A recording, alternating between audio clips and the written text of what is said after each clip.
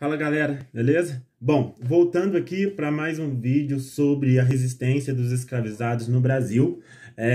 Na aula de hoje a gente vai falar sobre as fugas, as revoltas e os quilombos. As fugas é uma questão na historiografia bastante discutida. Por quê?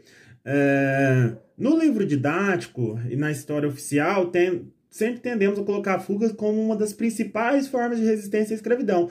E, na verdade, as fugas, pelo menos até o século XVIII, elas eram muito menos comuns do que a gente pode imaginar. Significa que não existiam fugas? Não, existiam muitas. Só que a gente está falando aqui de um universo que no auge chegou a 5 milhões de escravos.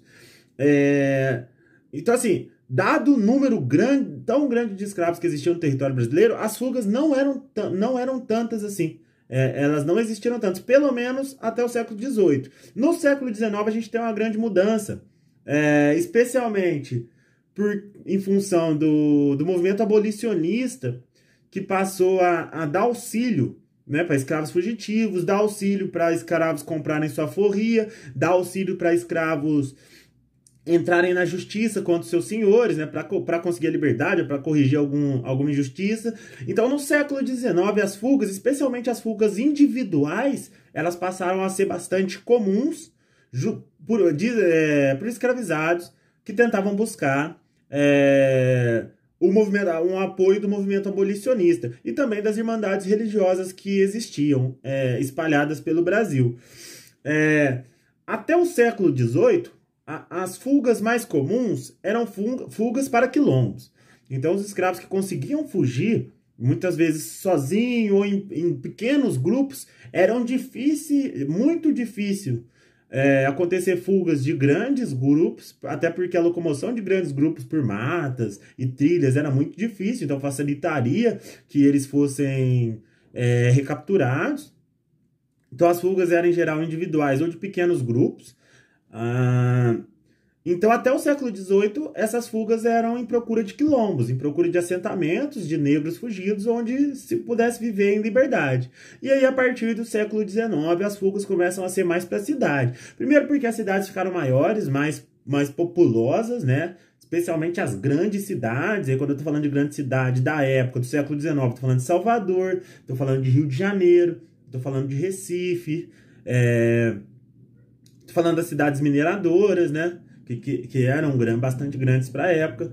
Mas o que era o ponto é que fugir para a cidade ali no século XIX, para as grandes cidades, significaria uma chance de se camuflar, né? Porque as cidades, elas eram movimentadas, tinham muitos e muitos escravizados e negros libertos também circulando pela cidade a trabalho o dia todo. Então era um lugar mais fácil de você se camuflar no meio do movimento da cidade ali e não ser encontrado. Além do que, como eu já citei, a cidade é onde era mais fácil, por exemplo, encontrar integrantes do movimento abolicionista que poderiam oferecer algum apoio para esse escravo fugitivo, ou encontrar uma irmandade religiosa que pudesse oferecer um esconderijo, ou oferecer uma forma de comprar alforria, ou mesmo um apoio jurídico para aquele escravo que queria entrar na justiça contra o seu senhor, enfim.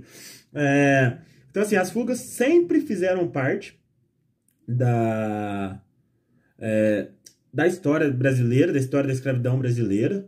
As fugas eram comuns, na verdade, desde a África, né, quando eles eram capturados em África. Dentro do navio negreiro, muitos escravizados tentavam, né, num momento de descuido, tentar pular o mar para tentar nadar até a costa, ou em alguns casos até para se matar mesmo. Mas dentro do sistema escravocrata, nas fazendas, nas minas de ouro, era bem comum a fuga. Mas a fuga não era a principal forma de resistência. Então, assim, a negociação que eu abordei no vídeo anterior, tá aí no canal, depois acessa se tiver interesse.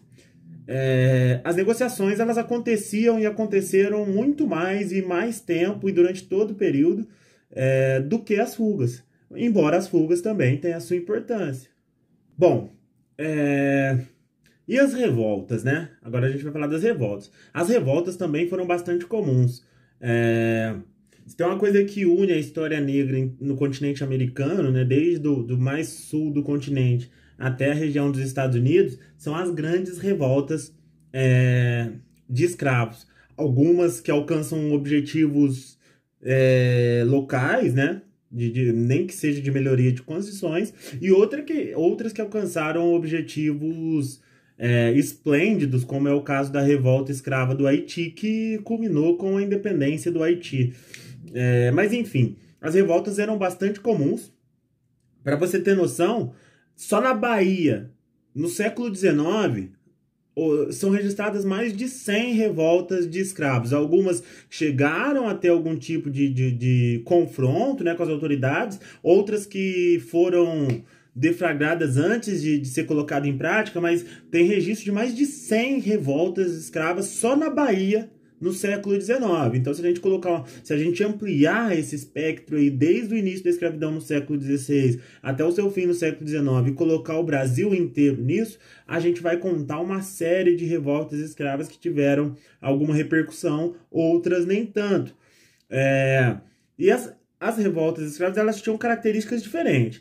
Tinham revoltas que eram locais, que era uma revolta de dentro de uma senzala, por exemplo, de escravos que se revoltavam por alguma situação dentro da senzala ali, e que dali estourava um grande motim desses escravizados, muitas vezes culminavam com o assassinato dos feitores, algumas vezes até com o assassinato do senhor e da sua família, muitas vezes os escravizados incendiavam as senzalas, incendiavam a plantação e fugiam coletivamente. De muitas dessas revoltas deu origem a quilombos, né? Então, de uma senzala inteira se revolta, mata os brancos, foge e ali se estabelece na mata e ali constrói um quilombo. Então, muitos quilombos são frutos de grandes revoltas, mas revoltas locais dentro de senzalas. Então, esse era um tipo de revolta. Existiam revoltas com objetivo mais amplo, revolta que buscavam o fim da escravidão, como por exemplo, a Revolta dos Malês de 1835 em Salvador. Ela tinha nos seus várias outras reivindicações, mas uma das reivindicações básicas era o fim da escravidão no Brasil. E tem revoltas ainda mais amplas. Em 1807 teve uma revolta também em Salvador, que tinha por objetivo tomar a cidade de Salvador, expulsar todos os brancos e proclamar um líder negro como o chefe do estado, o chefe da cidade de Salvador e tornar a cidade de Salvador uma cidade independente do restante do Brasil. No programa dos Malês de 1835 também tinha algo semelhante com essa ideia de tomar a cidade de Salvador, mas eles colocavam muito em pauta o fim da escravidão. Então as revoltas, elas não eram uma coisa só. Cada revolta expunha um tipo de indignação e cada revolta tentava colocar em prática um plano. Nem todas as revoltas foram bem sucedidas, algumas sim, como eu citei, muitas revoltas dentro de senzalas culminaram com a fuga e a construção de quilombos. Outras revoltas, como a Revolta de Salvador de 1807, a Revolta dos Malês de 1835, a Revolta de Campinas de 1814, foram revoltas que tinham intenções maiores, né, do fim da escravidão, de tomar cidades e tal, mas acabaram sendo sufocadas. Bom, e por fim, para essa aula, outra forma de resistência é essa das mais famosas, né, do Brasil colonial, são os quilombos, né, os quilombos e mocambos. O que eram quilombos e mocambos, né? Era uma palavra de origem africana. Quilombo seria uma palavra que significa um acampamento militarizado, né? E mocambo significaria um esconderijo. Então, uma série de mocambos juntos formavam um quilombo. E nesses quilombos eles tentavam, em geral, reproduzir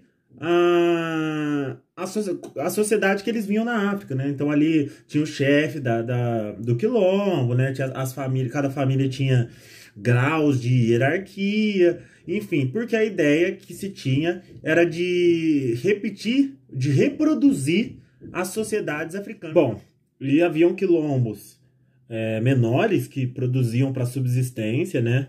Que tinha uma organização menos complexa, né? Mas em geral tinha o seu líder, mas era formado por menos mocambos, né? Menos esconderijos, era mais ali o núcleo central, e eles produziam para subsistência, alguns em que nem a produção para subsistência era o suficiente. Eles também praticavam alguns saques às cidades vizinhas ou às fazendas vizinhas, era muito comum também. Alguns desses saques eles abriam senzalas e os escravizados dessas fazendas fugiam também. E você tinha os quilombos de grande porte, como é o caso do quilombo dos Palmares, que conseguia produzir para subsistência e o excedente ainda trocar, ainda fazer comércio com as vilas próximas aos quilombos ou com outros quilombos, além de também trocar e vender artesanatos, entre outros produtos, e para conseguir comprar, além de alimentos, comprar armas também, para conseguir manter sua segurança. Então, assim, os quilombos eram uma estrutura, no caso dos grandes quilombos como Palmares, era uma estrutura bastante complexa, que tinha o grande líder, né? O Gangazumba foi um, o Zumbi foi outro, e aí tinha os líderes de cada um dos mucambos, tinha os chefes militares, então eram estruturas bastante bem organizadas, que, como eu disse, em geral, tentavam reproduzir a organização social da África. E para além do quilombo dos Palmares, né, que se estabeleceu em Alagoas e que é o mais famoso dos quilombos, né, pelo tamanho que ele alcançou, né, chegou a ter no seu auge mais de 20 mil moradores. Uma coisa interessante de se citar é que o quilombo também não era constituído apenas de escravos fugitivos, né? Tinha aqueles que já nasciam livres, né, que já nasceram em quilombos, como é o caso do próprio Zumbi dos Palmares, ele nunca foi escravo. Mas muitos quilombos, dos grandes quilombos, também recebiam indígenas, recebiam brancos pobres, que eram muitas vezes procurados pela justiça, também se abrigavam em quilombos. Então era uma organização social bastante complexa, que talvez eu faça um vídeo aqui mais para frente para falar só sobre quilombo. Então, mas para além do quilombo dos Palmares, dá pra gente destacar outros grandes quilombos que existiram. O quilombo do Ambrósio, aqui em Minas Gerais, que foi um dos maiores quilombos em extensão territorial que já existiram, bem maior do que Palmares no que diz respeito à extensão territorial. O quilombo do Jabaquara, que fica na Serra do Mar, onde hoje é Santos, né? Ficava em Santos. Também foi um quilombo que é considerado o maior quilombo que já existiu no Brasil, não em número de habitantes, esse ninguém superou Palmares, mas em extensão.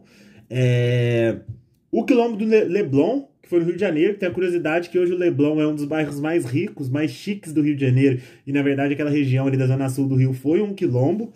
E o quilombo do Buraco do Tatu, que foi em Salvador, e era um quilombo mais urbano, ficava na cidade de Salvador, enfim. É isso, espero que vocês tenham entendido. Volto na próxima.